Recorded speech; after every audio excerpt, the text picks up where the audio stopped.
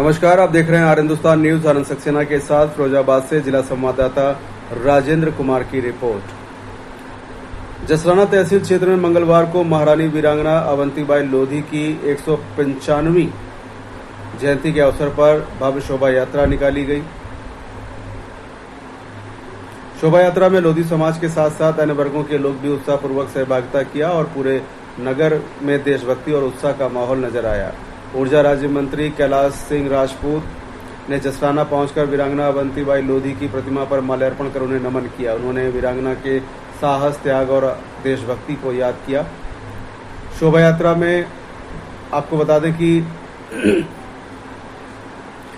बड़ी संख्या में महिला, पुरुष और युवा भी शामिल हुए। हाथों में झंडे और वीरांगना अवंतीबाई लोधी के चित्र लिए लोग जयकारे लगाते हुए आगे बढ़े। डीजे पर बज रहे देशभक्ति गीतों ने माहौल को और भी उत्साहपूर्वक बना दिया। शोभा यात्रा जसराना के नगर के प्रमुख मार्गों से होकर यात्रा गुजरी और रास्ते में स्थानीय लोगों ने जगह जगह पुष्प वर्षा कर यात्रा का स्वागत किया। इस दौरान आधा दर्जन बुलडोजर भी शोभा यात्रा के साथ चलते नजर आए और जो कि आकर्षण का केंद्र रहे। कार्यक्रम में सामाजिक एकता की झलक भी देखने को मिली। लोधी समाज के अलावा अन्य वर्गों के लोगों ने बढ़ चढ़कर हिस्सा लिया। वीरांगना अवंतीबाई लोधी के आदर्शों तथा उनके अदम्य साहस को नमन किया। वीरांगना अवंतीबाई लोधी को 1857 के स्वतंत्रता संग्राम की प्रमुख वीरांगनाओं में याद किया जाता है। अंग्रेजी शासन के खिलाफ उनके संघर्ष और वीरता की स्मृति में आयोजित शोभा यात्रा के माध्यम से लोगों ने उनके त्याग और देशभक्ति को श्रद्धापूर्वक याद किया। शोभा यात्रा के दौरान सुरक्षा व्यवस्था को लेकर पुलिस बल तैनात रहा। नगर के प्रमुख मार्गों पर पुलिसकर्मियों ने यातायात एवं सुरक्षा व्यवस्था संभाली, जिससे शोभा यात्रा शांतिपूर्ण ढंग से संपन्न हुई। फिलहाल आप सुरक्षित रहिए, जुड़े रहिए आर हिंदुस्तान से। नमस्कार। मंत्री आज क्या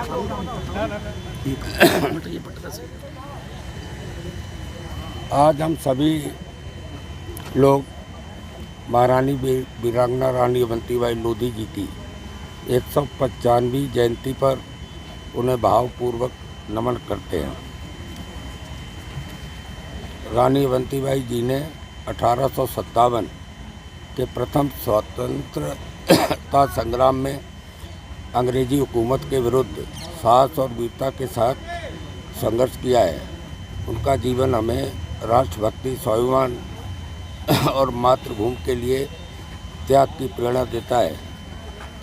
आज उनकी जयंती पर हम संकल्प लें कि उनके आदर्शों को अपने जीवन में अपनाकर राष्ट्र की एकता, अखंडता और विकास में अपना योगदान देंगे। वीरांगना रानी अवंतीबाई लोधी जी अमर रहें। भारत माता की जय। वंदे मातरम।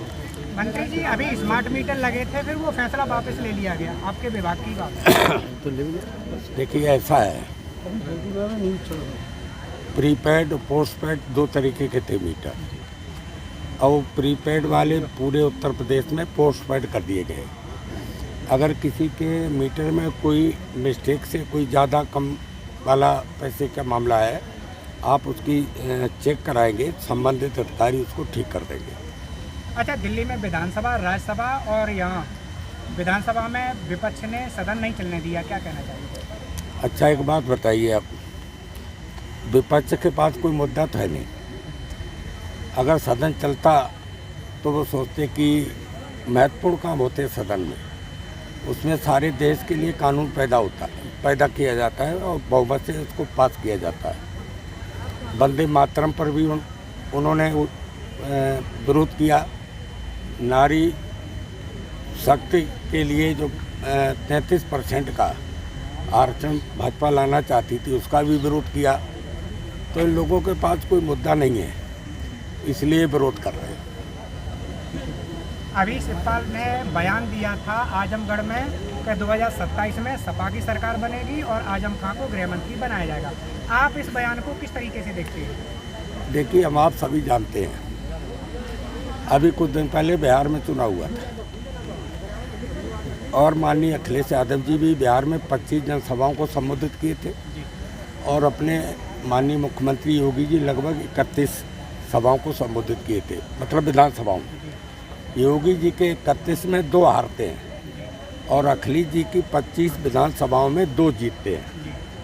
और उसके बाद बंगाल का चुनाव होता है, तो बंगाल में भी आपने देखा है कि 200 के पार जी पहली बार भारतीय जनता पार्टी मोदी जी के नेतृत्व में और भी हमारे बड़े केंद्रीय नेताओं के नेतृत्व में योगी जी वगैरह सबके सहयोग से जी प्रचंड बहुमत की सरकार बनी।